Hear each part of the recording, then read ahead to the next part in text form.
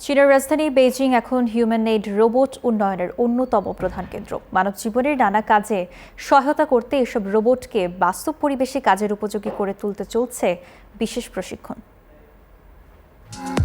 মানুষের কাছে সহজ মনে হলেও জুতোর ফিতা বাঁধার মতো কাজ রোবটদের জন্য সবচেয়ে কঠিন।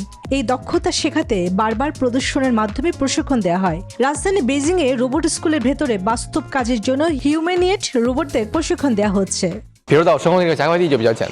আমি আমাদের রোবট স্কুলের সবচেয়ে সহজ এবং মৌলিক কাজ শেখাচ্ছি, যাতে এটি প্রকৃত কাজের সময় নানা ধরনের প্যাকেজ চিনতে ও সামলাতে পারে। রোবট স্কুলে রয়েছে বেসিক ও অ্যাডভান্সড দুই ধরনের কোর্স। গৃহস্থলীর কাজ প্রশিক্ষণে গুরুত্বপূর্ণ অংশ। বিছানা গুছানো, জিনিসপত্র নির্দিষ্ট স্থানে রাখা এসব কাজ শেখাতে তথ্য সংগ্রাহকেরা বিশেষ ক্যামেরা সংযুক্ত ডিভাইস ব্যবহার করেন। মাথায় পড়ার মতো একটা ডেটা ক্যাপচার ডিভাইস পড়ে আছি। এতে 6টি ক্যামেরা লাগানো আছে এবং আমরা কাজের মধ্যে লেপ ভাঁজ করার ডেটা সংগ্রহ করার মতো কাজে অন্তর্ভুক্ত। ইতিমধ্যে অনেক হিউম্যানিটেড রোবট বাড়ি ও নার্সিংহোমে কাজ শুরু করেছে।